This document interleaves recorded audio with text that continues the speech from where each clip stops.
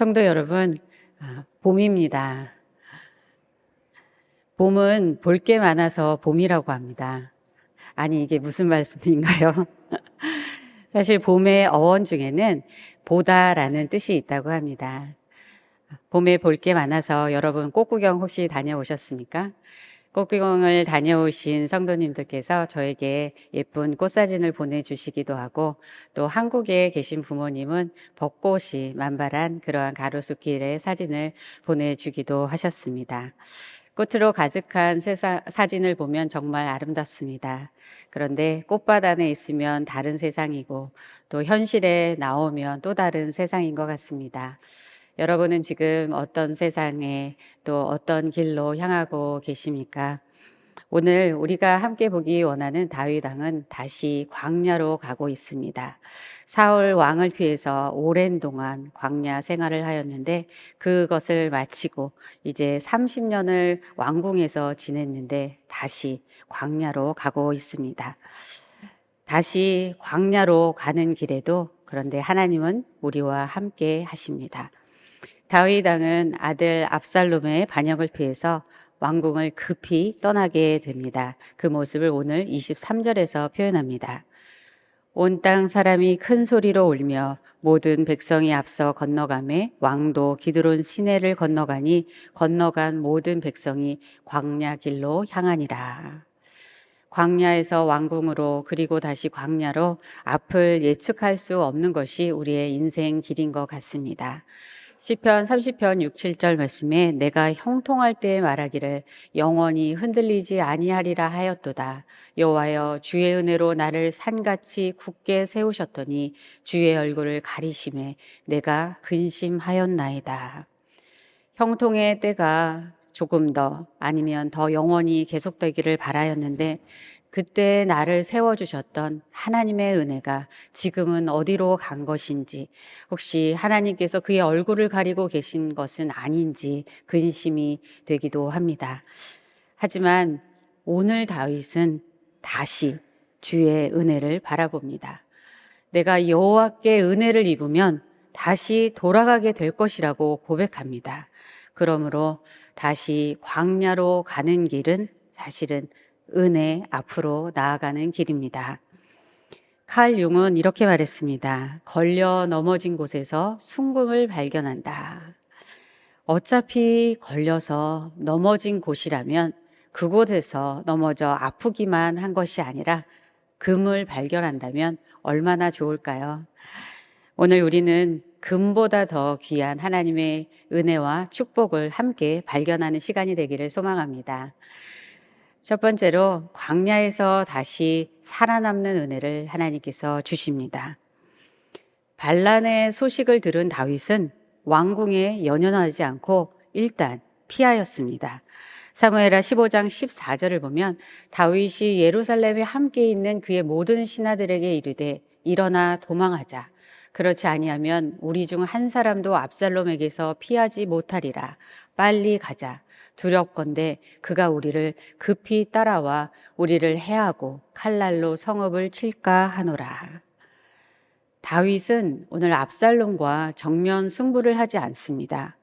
가족과 신하들의 목숨을 지키기 위해서뿐만 아니라 예루살렘에서 전쟁이 벌어지면 많은 백성들이 죽고 성읍이 폐허가 될 것이기 때문입니다. 그리고 무엇보다 아들과 마주쳐서 서로 죽여야 하는 그러한 상황을 막고 싶지 않았기 때문입니다.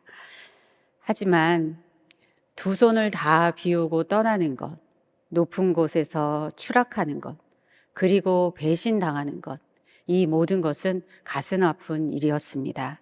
그리하여 다윗과 그를 따라간 모든 사람들이 울면서 그 길을 갔습니다. 30절 말씀 보시면 다윗이 갈람산 길로 올라갈 때에 그의 머리를 그가 가리고 맨발로 울며 가고 그와 함께 가는 모든 백성들도 각각 자기의 머리를 가리고 울며 올라가니라. 지금 광야는 살기 위해서 가는 길입니다. 수치로 머리를 가리고 원통하여 울면서 맨발로 가고 있지만 그 모습이 어떠하든지 가장 중요한 것은 살아남는 것입니다. 나 혼자라도 포기해선 안 되고, 그리고 사랑하는 가족과 함께하는 사람들이 있기 때문에 포기해서는 안 되는 것입니다. 그러면 이전의 광야는 다윗에게 어떤 곳이었을까요? 자신을 죽이려고 쫓아오는 자들, 사자같이 덤벼들며 찢기려 하는 사람들, 그리고 기가 막힐 웅덩이와 또 수렁을 파놓고 기다리는 사람들, 그러한 원수들이 가득한 곳이었습니다.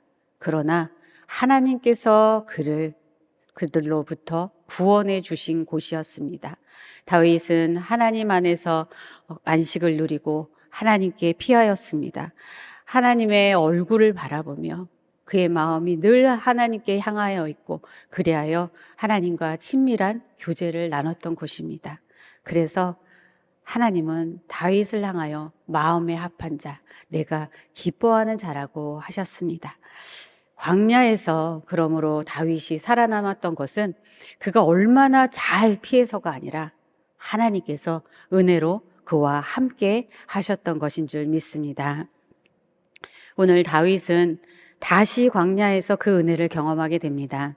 시편 3편은 다윗이 압살롬을 피하였을 때 지었던 시인데요. 그때 그는 여호와여 나의 대적이 어찌 그리 많은지요 라고 그 시편을 시작합니다. 그런데 하나님의 구원을 바라였을 때, 간구하였을 때 그의 고백이 다음과 같이 변화됩니다.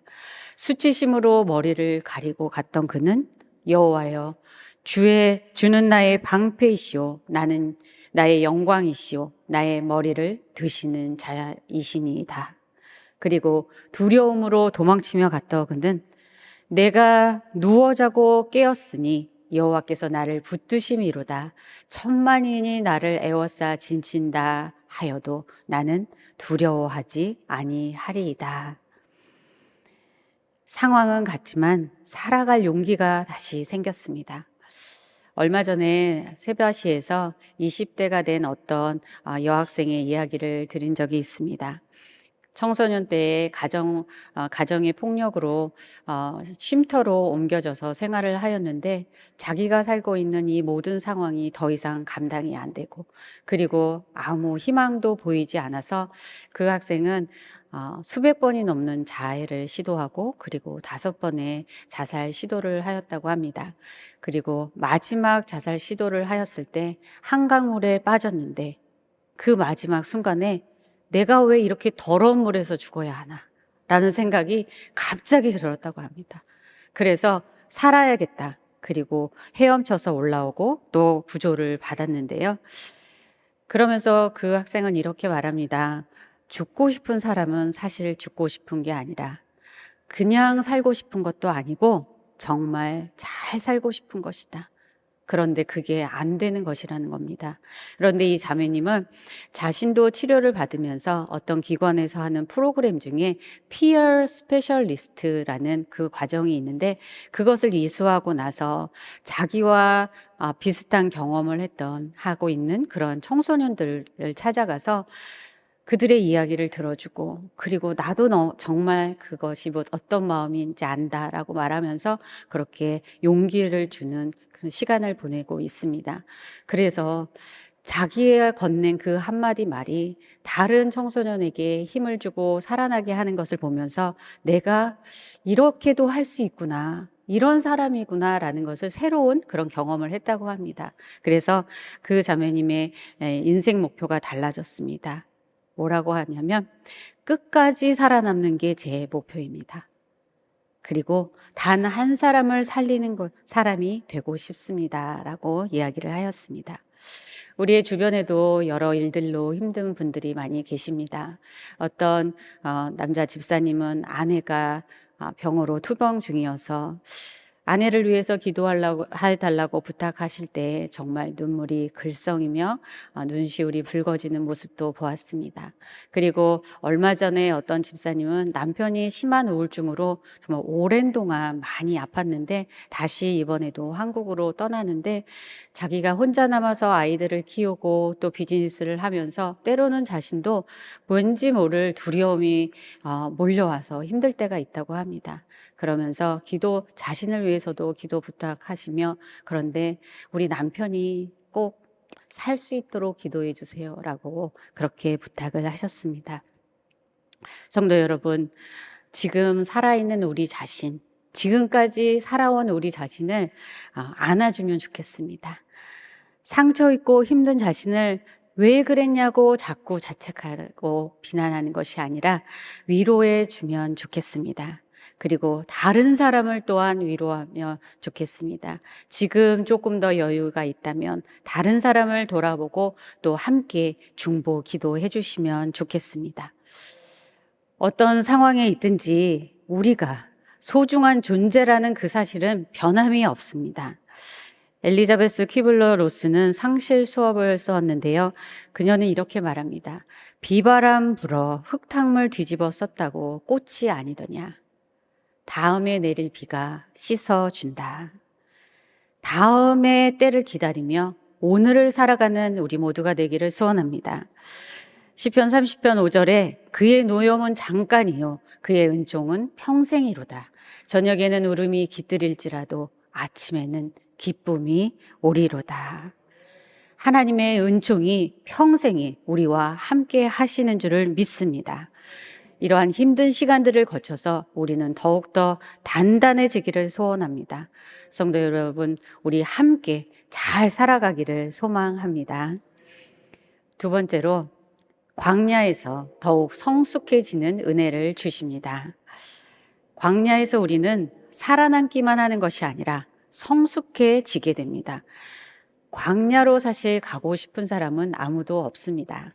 그런데 때로 우리에게 광야가 필요할 수는 있습니다. 그러면 광야에서 어떻게 성숙해지게 될까요?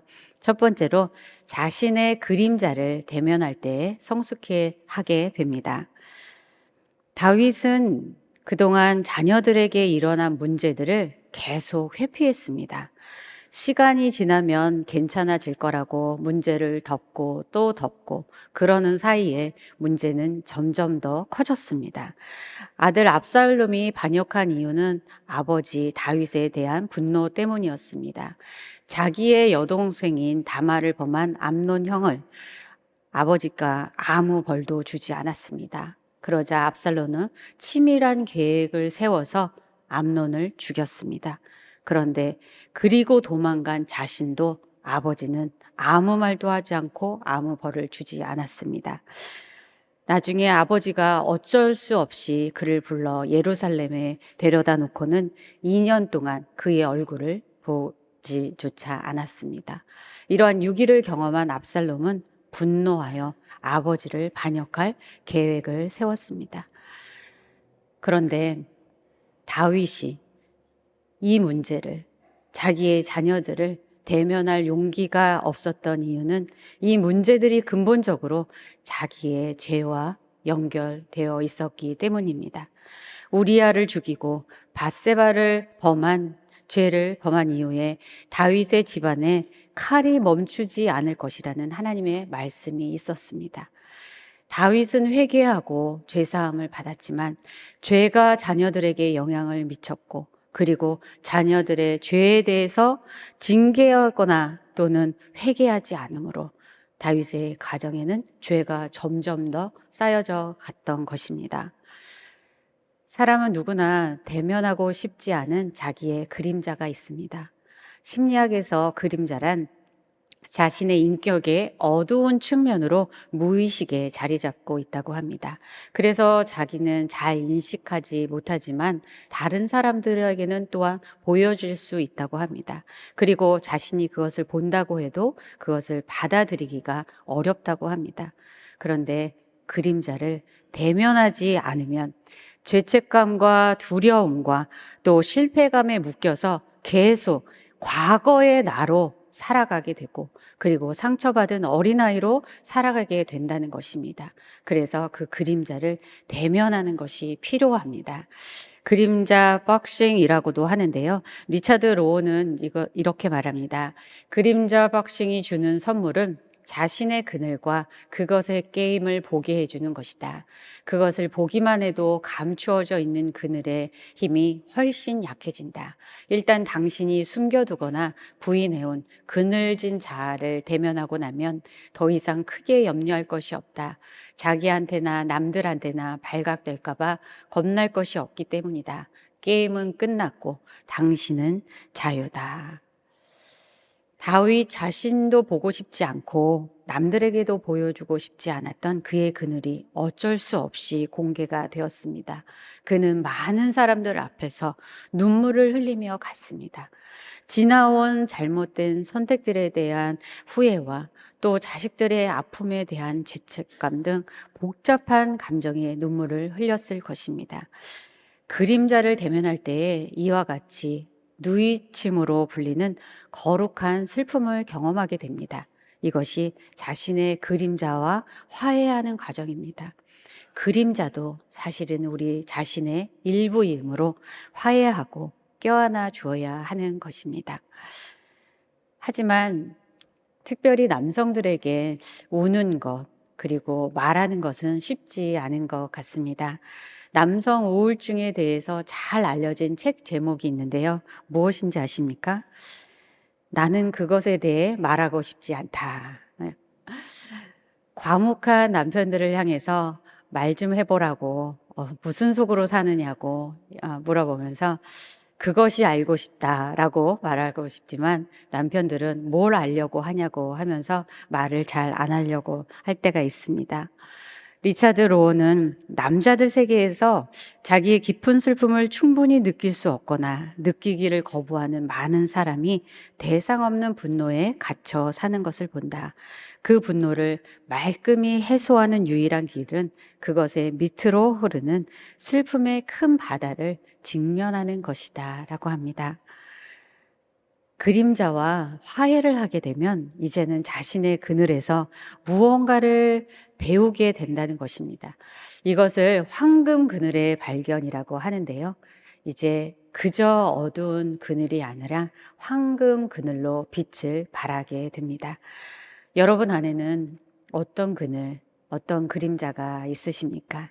그 그림자도 나의 한 부분임을 받아들이고 또 주님께 나아가 치유함을 받기를 소원합니다. 그리하면 좀 더 자유로워지고 또 더 성숙해지게 됩니다. 그리하여서 자꾸 과거를 상처를 돌아보며 거기에 발목 잡히는 것이 아니라 조금씩 이제 다음 페이지로 넘어갈 수 있게 되는 것입니다. 두 번째로 세상의 중심이 하나님이심을 인정할 때 성숙하게 됩니다. 오늘 말씀에서 보면 다윗 왕과 백성들이 기드론 시내를 건널 때에 제사장들이 하나님의 궤를 메고 다윗을 찾아옵니다. 다윗 왕이 법궤를 다윗 성으로 옮겨오고 그리고 다윗의 장막에 그것을 모시고 그리고 그곳에서 하나님께 예배를 드렸기 때문에 제사장들은 이 법궤가 다윗을 따라가야 한다고 생각했던 것입니다. 그러나 다윗은 제사장들에게 그것을 다시 돌려놓으라고 합니다. 오늘 25절 말씀에 왕이 사독에게 이르되 보라 하나님의 궤를 성읍으로 도로 메어 가라. 만일 내가 여호와 앞에서 은혜를 입으면 도로 나를 인도하사 내게 그 궤와 그 계신대를 보이시리라. 진리를 생각하면 왕권 회복을 위해서는 이 하나님의 법궤가 압살롬과 함께 있는 것보단 자기와 함께 있는 것이 백성들의 지지를 얻는데 좋을 것입니다. 하지만 다윗은 법궤를 이용하지 않습니다. 그는 하나님을 이용하지 않습니다. 내가 하나님 앞에서 은혜를 입으면 다시 나를 그곳으로 인도하실 것이라고 말합니다. 그는 세상의 중심이 내가 아니라 하나님이라는 것을 인정하는 것입니다. 지금은 예루살렘 그 중심에서 거리가 한참 먼 곳에 있는 광야에 있지만 지금 자신의 위치를 인정하고 겸손하게 받아들이고 있습니다. 파커 팔머는 모든 것의 가장 자리에서라는 책에서 이렇게 말합니다. 내가 만물 가운데 하나일 뿐이라는 것, 새와 나무보다도 더 중요하지도 덜 중요하지도 않다는 것을 이해할 때 평화는 찾아온다. 우리가 태양계 한가운데 있는 태양이 아니라는 것을 인정만 해도 마음이 편안해진다고 합니다. 스스로를 중심에 두려고 안다라고, 나는 특별하고 내 인생은 누구보다도 더 특별해야 한다라는 그러한 생각으로 살 때에는 아마 절망 속에서 또는 망상 속에서 살아갈 수도 있다라고 그는 말합니다. 사도 바울은 어느 정도의 자리가 아니라 바로 세상의 가장 끄트머리에 하나님께서 자신을 두셨다고 고백하였습니다. 고린도전서 4장 9절에 내가 생각하건대 하나님이 사도인 우리를 죽이기로 작정된 자 같이 끄트머리에 두셨음에 우리는 세계 곧 천사와 사람에게 구경거리가 되었노라. 바울은 복음을 전하다가 사형 선고를 받아서 세상의 그 끄트머리 자리에 하나님이 두신 그곳에서 자신이 죽을지도 모르지만 세상의 구경거리가 되고 있지만 그러나 복음을 위하여서 그 자리에 있는 것을 받아들입니다.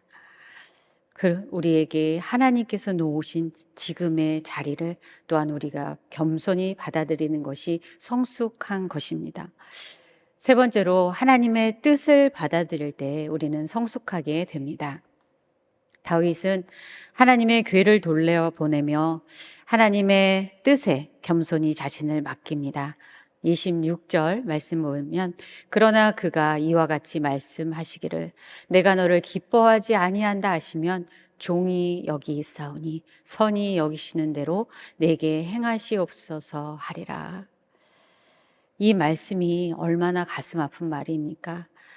하나님이 이와 같이 말씀하시기를 내가 너를 기뻐하지 아니한다. 그렇게 말씀하신다면 다윗은 하나님의 마음에 합한 자, 하나님이 기뻐하시는 자였고 그것이 자기의 정체성이었습니다. 그런데 만약 하나님이 나를 기뻐하지 아니하신다면, 만약 그렇다면 그래도 모든 것을 받아들이겠다는 것입니다. 26절 하반절에 보면 종이 여기 있사오니 선히 여기시는 대로 행하시옵소서. 우리 함께 이 구절을 고백해 볼까요? 종이 여기 있사오니 선히 여기시는 대로 내게 행하시옵소서. 또한 그가 가는 길에 사울의 친족인 시므이가 돌을 던지며 저주를 퍼부을 때 그것조차 하나님이 명령하신 것이니 그대로 두라고 합니다. 가장 힘들 때에 찾아와서 돌을 던지는 그런 사람들이 있습니다. 하지만 그것조차 사람이 아니라 만약 하나님이 허락하신 거라면 지나갈 수 있는 것입니다. 내 뜻과 내 생각을 내려놓고 하나님께 맡기는 것이 성숙한 모습입니다. 때로 하나님은 우리가 어디까지 또 우리의 자존심도 고집도 모든 생각과 계획을 내려놓을 수 있는지 시험하실 때가 있습니다. 하지만 광야에서 더욱 겸손하게 되어지는 것, 하나님의 기뻐하시는 그릇으로 빚어지는 것, 그것이 축복인 줄 믿습니다. 세 번째로 광야에서 더욱 지혜롭게 되는 은혜를 하나님이 주십니다. 우리는 고난을 통과하면서 이전에는 보지 못했던 것을 보게 되고 새롭게 배우게 됩니다. 더 지혜를 배우게 됩니다. 그 지혜는 첫 번째로 사람을 분별하는 지혜입니다. 우리가 정말 잘 될 때 다른 사람들이 어떻게 반응하는지, 그리고 또 우리가 정말 어렵게 되었을 때 그때 어떻게 대하는지를 보면 진정한 관계를 알 수가 있습니다.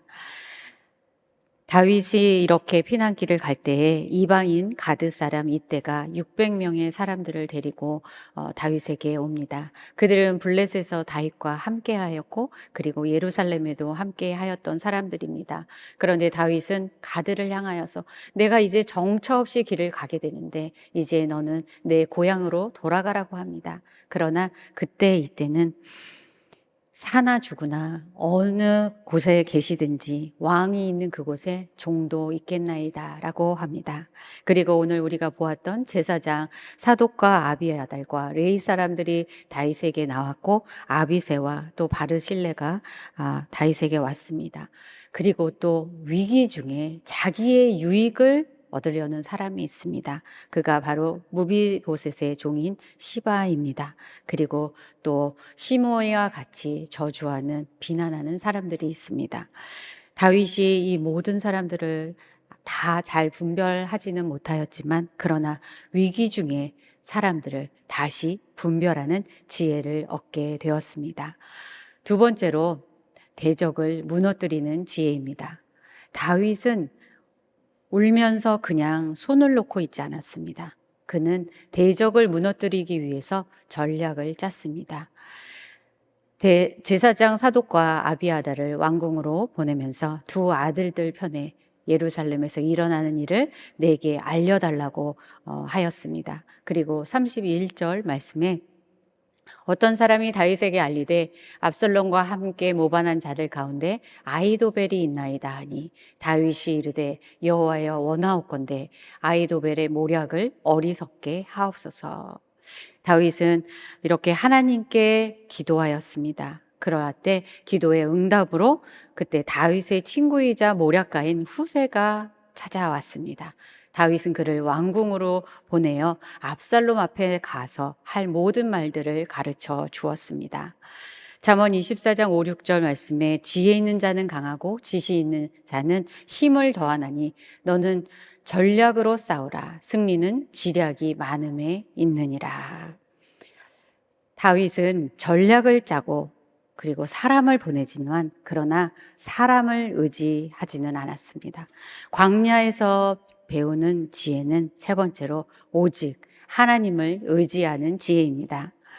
오직 하나님께 구원을 바라며 다윗은 기도하였습니다. 시편 3편 7, 8절에 여호와여 일어나소서 나의 하나님이여 나를 구원하소서 주께서 나의 모든 원수의 뺨을 치시며 악인의 일을 꺾으셨나이다. 구원은 여호와께 있사오니 주의 복을 주의 백성에게 내리소서. 결과는 다윗이 보낸 후세의 계략이 아히도벨의 것보다 더 낫다고 압살롬은 선택하여서 멸망의 길로 가게 됩니다. 그것을 하나님께서 행하셨다고 성경은 말씀하는데요. 사무엘하 17장 14절에 이는 여호와께서 압살롬에게 화를 내리려 하사 아히도벨의 좋은 계략을 물리치라고 명령하셨음이더라. 결국 하나님의 도우심으로 다윗은 다시 예루살렘으로 돌아가게 됩니다. 우리는 항상 하나님을 바라며 항상 하나님께 은혜를 구하며 살아가기를 바랍니다. 시편 123편 2절 말씀을 우리 함께 봉독하겠습니다. 상전의 손을 바라보는 종들의 눈같이 여주인의 손을 바라보는 여종의 눈같이 우리의 눈이 여호와 우리 하나님을 바라보며 우리에게 은혜 베풀어 주시기를 기다리나이다. 아멘. 이렇게 은혜를 바라는 우리를 향해서 하나님께서는 우리에게 은혜를 계속해서 베풀어 주시고 또한 이미 놀라운 은혜를 베풀어 주셨습니다. 바로 그리스도의 십자가를 통하여서 가장 놀라운 은혜가 베풀어졌습니다.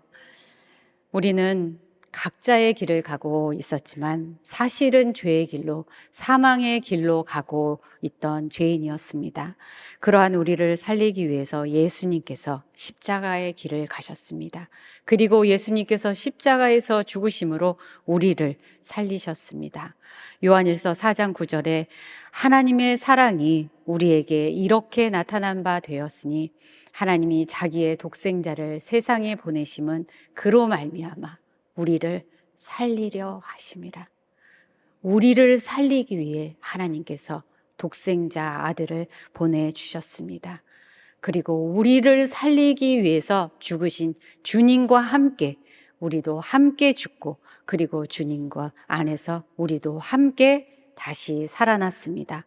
그러하니 이제 주님 안에 거하는 우리에게는 두려움이 없습니다. 이제 형통의 길인지 고난의 길인지 보다 중요한 것은 예수님과 함께 가는 길인 줄 믿습니다. 그리고 예수님이 십자가를 지고 가신 것처럼 우리 각자의 십자가를 지고 예수님을 따라가는 길인 줄 믿습니다. 그리하여 우리의 삶에 하나님께서 계획하신, 하나님이 기뻐하시는 그 뜻을 이루는 우리 모두가 되기를 소망합니다. 혹시 지금 길의 방향을 잃고 계십니까? 또는 지금 너무 힘이 드십니까? 그러면 오늘 다시 하나님의 은혜의 보좌 앞에 나아가시기 바랍니다. 언제든지 하나님은 은혜를 부어주시길 기다리고 계십니다. 히브리서 4장 16절에 그러므로 우리는 긍휼하심을 받고 때를 따라 돕는 은혜를 얻기 위하여 은혜의 보좌 앞에 담대히 나아갈 것이니라. 오늘도 우리는 다시 은혜로 Back to Grace, 그것을 기억하고 살아가기를 소망합니다. 때를 따라 도우시는 하나님의 은혜를 받으며 고난 가운데 더욱더 성숙하게 되고 고난 가운데 더욱더 지혜로워지며 주님의 뜻을 이루기 위해 끝까지 살아가기를 소망합니다. 다윗이 시편 23편 6절에 내 평생의 선하심과 인자하심이 반드시 나를 따르리니 내가 여호와의 집에 영원히 살리로다 라고 고백한 것처럼 우리도 이 모든 길을 지나 우리의 생의 마지막에 하나님의 은혜로 평생을 살았습니다 라고 하나님께 감사의 고백을 올려드리고 하나님께 모든 영광을 올려드리는 우리 모두가 되기를 주님의 이름으로 축원합니다.